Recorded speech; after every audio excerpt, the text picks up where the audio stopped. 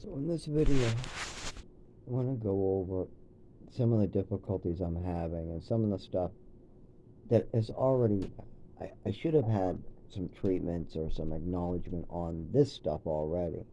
And then that should help you get an understanding of why having a neurological disorder that makes me fall, shake, all that stuff.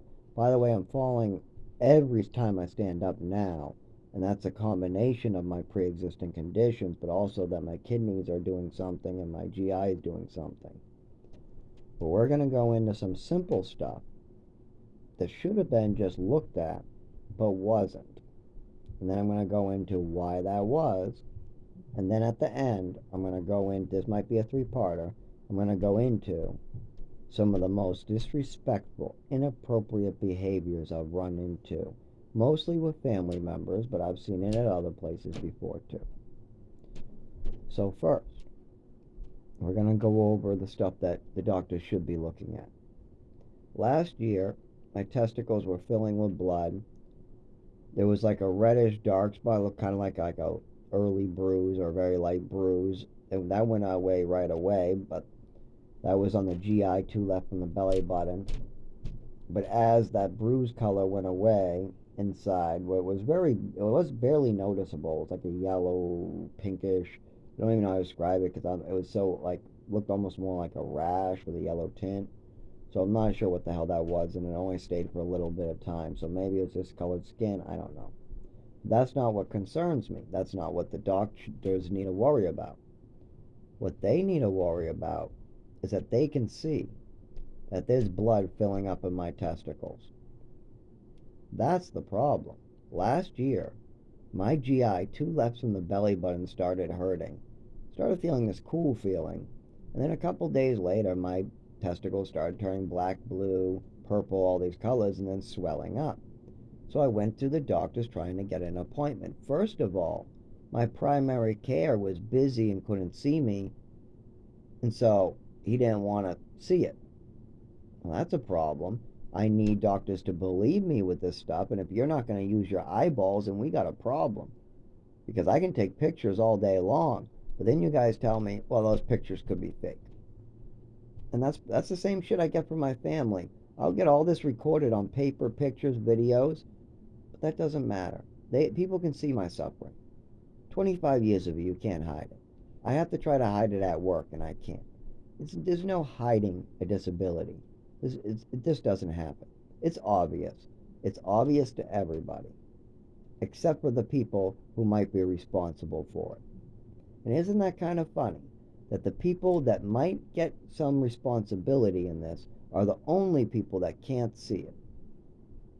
Now, let's get back to the doctors. So, my primary care can't see me or won't see me or whatever for months and months and months. Oh, that's a problem. So, the emergency room. And I make an appointment to follow up with a different primary care in the same office. He does see it. He tells me he has no idea what that is. It's not his specialty. I should see a specialist. But it definitely looks like blood is in my testicles and my testicles are swollen.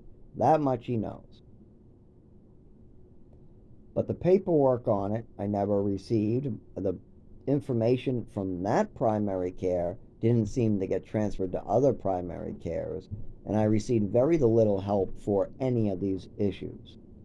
Now, if I can't even get documentation of a visible issue like internal bleeding into my testicles, that's on picture and on camera, I mean, these are swollen, filled with blood. You cannot mistake this for anything else. If I can't even get the doctors to treat something that they can see with their own eyes very obviously, then how am I going to get documentation to what my mother did to me with her big wall in the way? Because don't forget, she had 15 years of evasive actions and avoiding responsibility. So while I was age 7, asking the doctor, going, I think I lost my senses after some medication. I don't feel the same. I couldn't see. I couldn't walk. I passed out on newspapers, and I'm trying to get help. My mother's over there using her adult brain to figure out how she can stop this. I don't know this. I have no idea what's going on. So she starts covering it up with an allergy and moving me to Texas, New Mexico. There's so much more she did too. But on top of that, when we moved to Maine and back to Mass, she was doing a lot of things. And by the time I was 13, she was going to doctor to try to say, Zach's a liar, he's crazy. And don't forget, at age 5, I was having my swimming medals taken away, and I was called a liar and a thief right from the beginning. At age 7, right after my overdose, my skin felt different. So I started sucking and biting on my skin because I was like, why did my whole body change? I'm 7 years old. What happened last night? Why is my body different? So for the next year or two, I started to like feel my body and try to figure out what the hell was going on. So I would like lick it, suck it, try to figure out what the hell. Why is my arm feel different? It was fine for 7 years or 5 years. Then my mother gives me some pills. Something horrible happens, and now I can't feel my skin properly. It's different. And what does my mother do? She says I'm self harming at the age of 7 and I need to be drugged heavily even more. And then she brings me out of state so they can't even continue treatment. I have a coordination issue and she puts me in ballet, takes me out of state. So, with all these barriers and walls being in the way, with years of me trying to speak up and then my mother just taking evasive action, it's very hard for me to get documentation or help. And after 25 years, it's bad. It's real bad. It doesn't matter if this GI goes any worse. I will die. My heart can't take it. But even if the GI and kidneys get all 100% better, I still have to live with what my mother did to me without documentation, with people hurting me. That needs to be treated. After 25 years, I am done. I've had enough. It's time to take responsibility for their actions. And if I have to find a hole to die in, that's not right. The state knew about this. They were told about it. The doctors were told about it.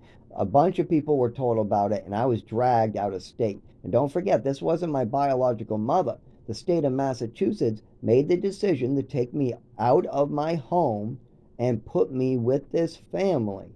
And everybody was told about what was going on in that house. They were told there was an illegal weapon that was unregistered. They were told that I was having suicidal thoughts while on lots of medications that say the child might have suicidal thoughts. There was a lot of reports of my mother acting unstable, crazy. She was drinking heavily. She even admitted in front of my DMH worker after 2 weeks of blaming me for her drinking that she was the one who drank the alcohol in the basement because she had a drinking problem. Not only that, she got caught taking my pills in the closet, and my father told my DMH worker that that was okay because it was only one time. Then on top of that, then at 19 I find out that I was on Social Security the whole time, and that's why I wasn't allowed to have clothing in those orphanage places like the rest of the kids. And then I find out that I'm getting thrown out of my home because my father lied and kept the money. And then I do him a favor by making sure he gets out of jail free card, and then he bails on his part of the deal. All he had to do was do what every other father should do. That's all I asked. I just asked that he made sure he did his fatherly duties, and seeing as he screwed up the Social Security, that he do everything in his power to make sure he fixes his mistake, which he bailed out the first chance he had. Now let's go back. My mother taking evasive action. She's doing all this crazy pill stuff. She's in the hallways trying to convince me that I'm schizophrenic and I should go to the doctors and say lies and things I know aren't true. She's going on rants on Christmas, like looking like she's going to stomp on me. She's admitting that she gave me extra medications of Epicac and other things. There was also a mood stabilizer over the counter that I just showed her one day at the pharmacy. What's this? She goes, buy it, you should take that. So we brought it home, and then this kid was crying, so I went to my mother, asked her what to do. Should I call the mother? Should I give him a hug? Should I give him those mood thingies? She told me to give him the mood thingies out of those three options. Luckily, we didn't. He didn't want them, and I didn't want to give it to him, so that never happened. But if I had listened to her, not only would have that been illegal and wrong, if she got caught, she would tell me she never said it, because that's how my mother was. Tell me to do something bad, and then when we get caught, twist up the truth to get me into trouble. Well, the truth is, the kid was crying in the room, and I asked my mother for advice. My mother gave me bad advice, and I went to follow it. Nothing bad happened. But if something bad did happen, then I would go back to my mother, say, no, my mother told me it was okay. Then she'd say, no, I didn't. He come up with that himself. He's psycho. He's crazy. He's just trying to drug people. Lock him up. And then she would just say that. I guarantee it. I would bet my life that's exactly how she would handle that situation. If my mother told me to do something like that, or she wasn't paying attention, and she got caught because she did something wrong, she would put all the blame directly on me. Just like she did when I had a friend come over in the driveway. A friend came over. Actually, I wasn't friends with him yet. It was a schoolmate. We went to the same school. It was Chelmsford Middle School, public school. I was just playing in my driveway because my parents told me to play outside after they had me clean. Remember the cleaning? Yes, I just cleaned the house with them. I don't mind as long as I'm not cleaning a house every day for somebody else. Because when I was living in the orphanage, we had to clean 5 days a week, and then I would clean my father's and mother's house on weekends too. So I was just every day of the week doing a full house clean. No other child had to do that. Anyways, back to this. Oh, timer.